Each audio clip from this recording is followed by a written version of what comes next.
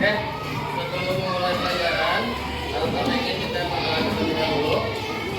Tapi ketika kalian berdua, Bapak mau membuat kita dulu karena Bapak sengaja kelas sekaligus dikarenakan bahwa yang satu lagi tidak bisa masuk. Ya, untuk kalian berdua dulu.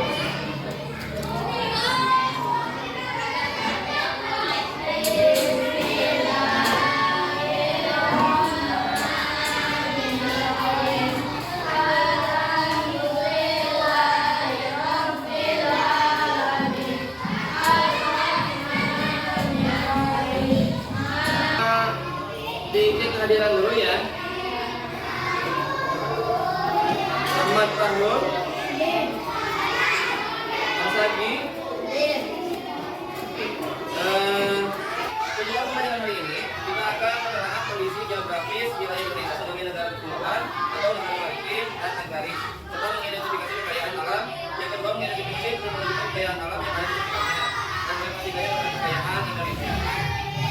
Kita sudah belajar kemarin ya tentang kondisi geografis. Nah, sekarang kita akan belajar tentang penelaah kondisinya. Sebelumnya, Indonesia itu kaya dengan alamnya. Nah, bagaimana kita melihat suatu kondisi daerah di Indonesia? Bagaimana sudah menggunakan apa? Ada yang tahu?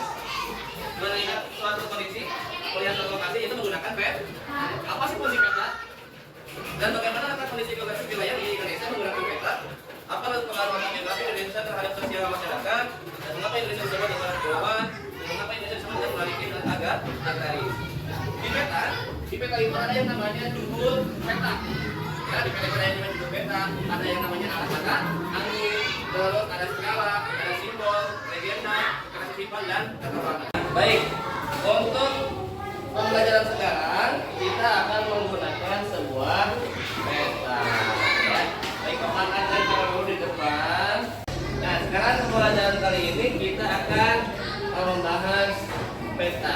Ini peta tentang wawasan Indonesia. Baik, informasi di peta ini ada beberapa. Yang pertama adalah judul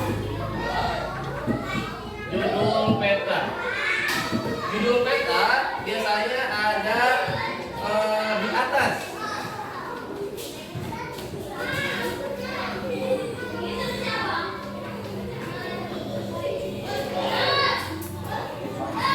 Di atas, dan untuk menginformasikan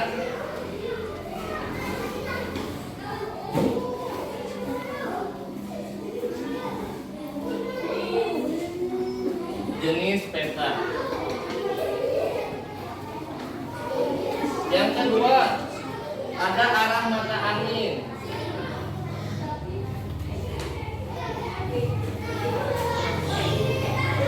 Arah mata angin menentukan arah mata angin ya. Menentukan arah.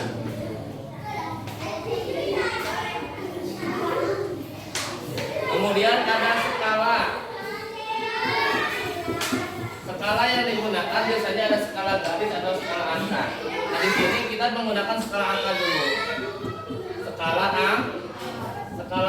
Skala angka itu bisa contohnya 1 dibanding 200.000. Nah, ini disebut dengan skala angka contohnya ya. Yang keempat, simbol.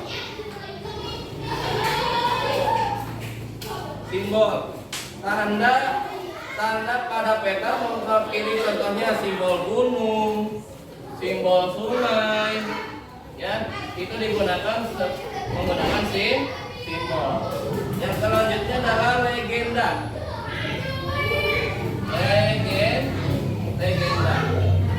Legenda itu adalah simbol pada suatu peta atau bisa juga gambar lainnya. Simbol lainnya. Contohnya seperti menerangkan P itu adalah sama dengan pulau, G sama dengan gunung. Nah, itu disebut dengan legenda. Kemudian ada peta sisipan.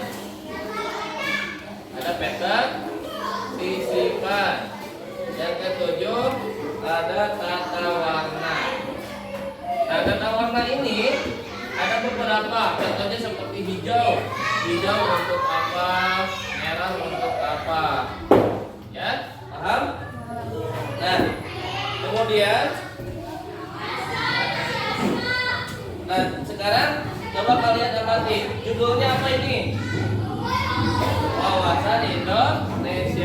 Ada arah mata anginnya? Ada. Arah mata angin itu sini.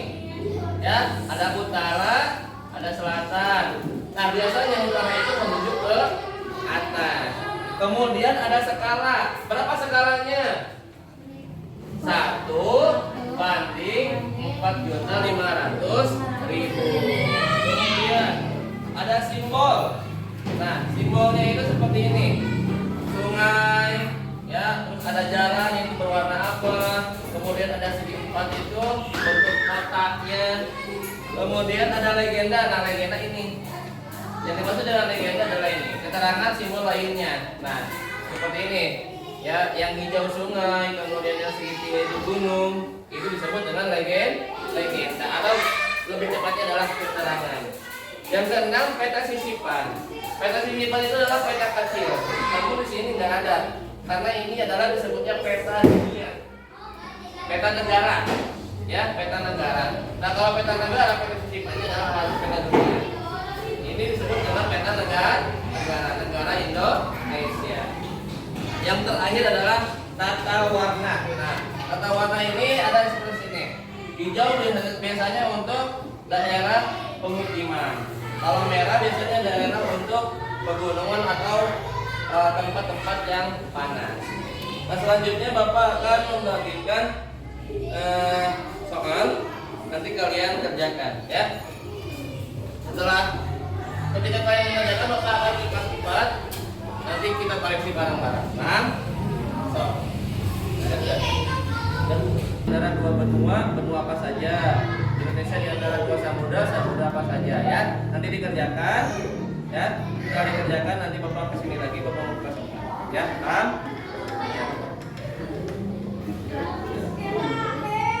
Ya.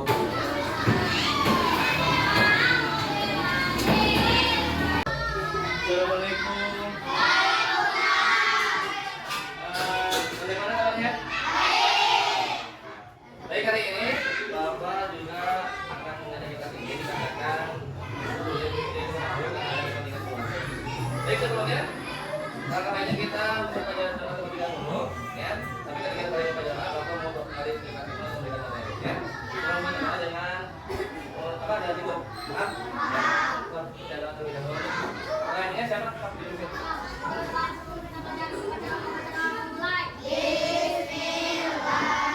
Siapa yang hadir hari ini? Albin. Udah. Ingat ada kata mana? Izin ya. Nah, orang tuanya sakit. Ya, Pak Albin. Enggak ada keterangannya. Oke, untuk tujuan pelajaran kali ini itu kalian akan mengetahui tentang pecahan, ya. Ada yang tahu apa itu pecahan? Bagian dari keseluruhan. Terus contoh dari pecahan ada yang tahu nggak? Contoh pecahan misal. Nah, kita bisa menggunakan seperti ini. Kalau misalkan ini nemu, itu disebut dengan satu, ya, satu botol. Tapi kalau misalkan airnya setengah, disebutnya apa? Setengah botol atau 1/2, ya. Kalau full itu berarti 1 botol. Kalau airnya setengah berarti setengah botol atau 1/2. Ya, jadi untuk kali ini kita akan belajar tentang pecahan.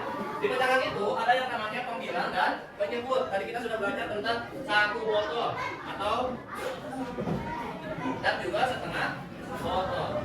Nah, setengah botol itu bisa ditulis dengan 1/2. Nah, di pecahan ada pembilang dan penyebut. Pembilangnya itu adalah angka 1. Nah, ini disebut dengan pembilang.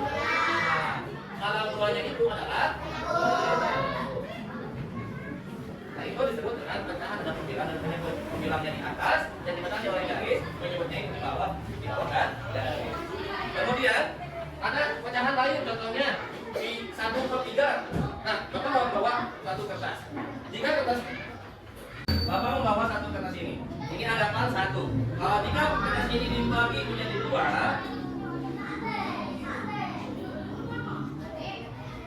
nah, ini menjadi berapa? Setengah, karena awalnya itu dari kotak seperti ini. Kalau kita gunting setengah, maka ini jadi 1/2, ya. Nah, jika misalkan setengahnya ini dibagi lagi menjadi 2, terus ini juga dibagi 2,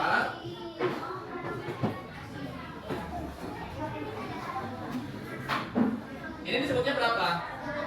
1/4. Kenapa disebut 1/4? Karena 1 ini dibagi 4. Kalau misalkan ini seperti ini, jadi berapa? Apa? 2/4. Karena ada 2 bagian yang dibagi 4. Kalau misalkan seperti ini berapa? 3/4. Nah, ulangi, ini berapa? 1/4. Kalau ini 2/4. Kalau ini 3/4. Berarti kalau misalkan ada semua berapa? 4/4. Kalau ini 2/4. Nah, bagaimana kalau misalkan ada lagi nih?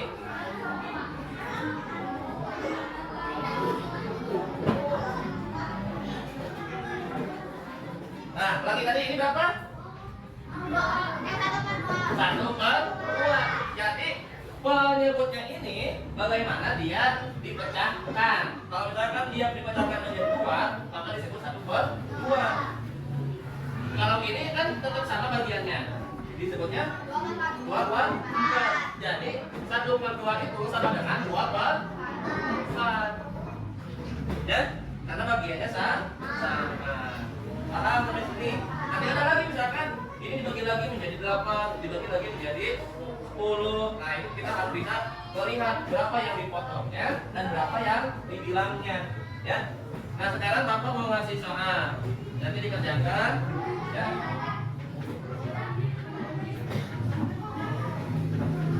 Di halaman 76.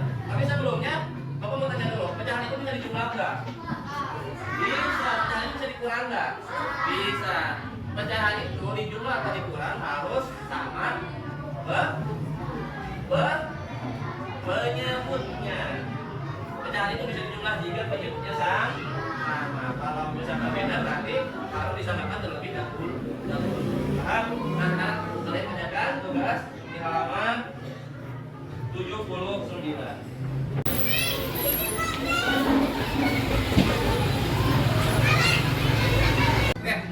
Sudah belajar? Sudah didiskusikan dengan teman-temannya? Coba perwakilan dari kelompok. Coba, ayo satu orang aja. Ayo lihat di sini bareng-bareng. Kembali ke sini ya. Apa sih judul petanya? Judul petanya apa? Ini judul peta. Bahasa Indonesia. Alamat anginnya mana? Alamat angin. Ini alamat angin. Nilainya berapa? 1/500.000. Kemudian mana simbol? Simbolnya itu ada nih yang kecil ya. Kemudian tadi soalnya ditambahkan kelompoknya. Kalau satu berada di sebelah manakah ada benua apa? Termasuk benua apakah Indonesia? Di benua Asia, tepatnya di sebelah dan kita termasuk ke ASEAN. Yang kedua, Indonesia berada di antara benua. Di antara dua benua apa saja? Benua Asia dan Australia. Nah, di sini ya, Asia itu ada di sebelah sini, Australia di sini. Jadi kita di antara dua benua.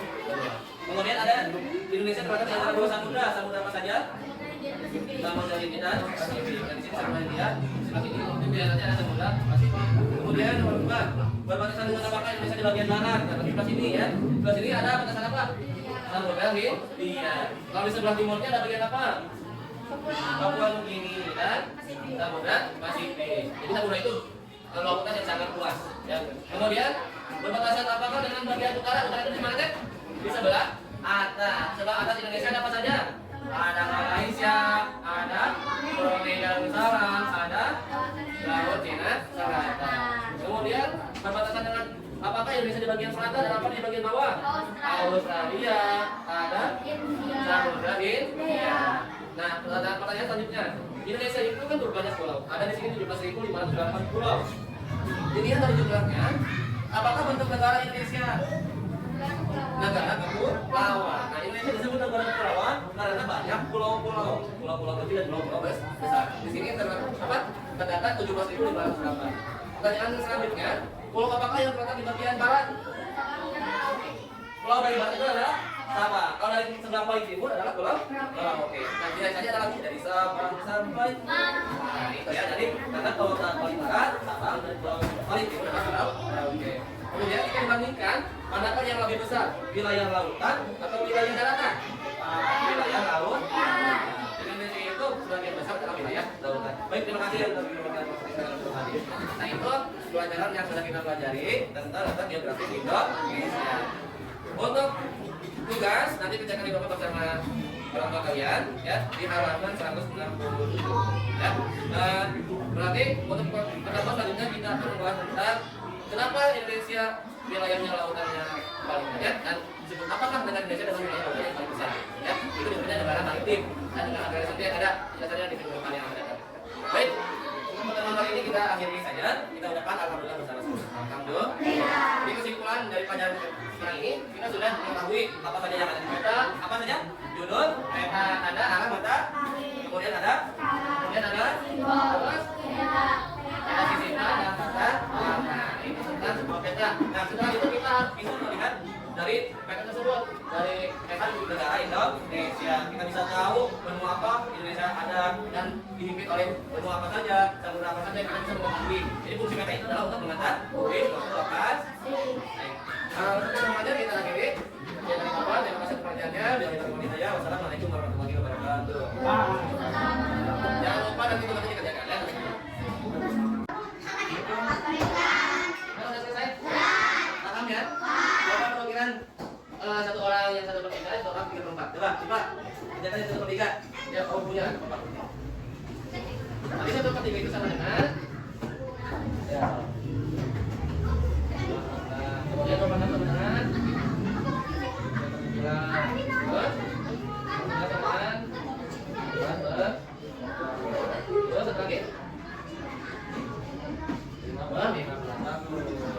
ini gimana? Betul? Satu lagi yang 3/4 kita. Tetap ya. Lain aja ini. 3/4 sama dengan 4/8.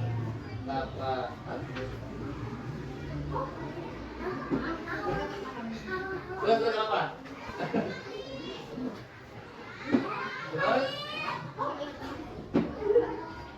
Terus ada apa?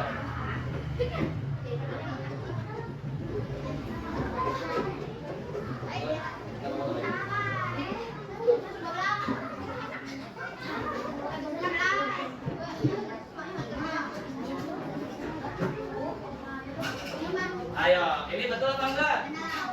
Salah. Salahnya di mana? Kalau 3/4 itu, contoh kita misalkan punya motor 3/4 kali tingginya kan segini. Kalau misalkan sama dengan lebih besar, ini bukan 48. Kalau 48 itu salah dengan setengah, salah. Jadi 48 itu salah. Jadi kalau misalkan ini harus dikali 2, 6/8. Ya, 6/8 kali 2 lagi adalah berapa coba? Hah? 8 6 loh, 16 itu ya. Tadi berarti 48 salah ya, paham ya? Nah, kita kembali ke penjumlahan. Di mana pecahan itu dijumlahkan jika penyebutnya sama. Contoh 1/2 ditambah 1/2 berapa? Salah. Jika penyebutnya sudah sama, maka ini tidak bisa dijumlah. Yang dijumlahkan itu hanya yang pembilangnya saja. 1 tambah 1 sama dengan 2. 2/2. Nah, berarti 2/2 itu sama dengan berapa? 1. Contoh, 1 itu sama dengan 1/1. 1/1 sama dengan 2/2. 2/2 sama dengan 3/. Nah, ini sama dengan 1. Setelah ditambah setengah tadi, logikanya adalah seperti tadi. Nah, kita punya setengah ditambah setengah jadi 1. Jadi setengah ditambah setengah sama dengan 1. Terus misal 2/4 ditambah 1/4 berapa? Iya, bagus. Jadi yang dijumlahkannya itu adalah pembilangnya saja. Ibu dengan catatan penyebutnya harus sudah sama. Jadi 2 ditambah 1. Atau bisa seperti ini, 2 ditambah 1/4. Kenapa Pak 4-nya sudah disebutkan? Karena penyebutnya sudah sama. Jadi kita bisa menggunakan 2 tambah 1 sama dengan 3/4. Atau secara kita menggunakan ini, contohnya kita punya 2/4. 2/4 ditambah, misalkan ini punya 5, ditambah sama tahu 1/4. Ini kalau 1/4 begini. Jadi sama dengan 3/4. Paham? Nah, jadi kesimpulan hari ini adalah pecahan adalah bagian dari pecahan adalah pembagian dari suatu bagian.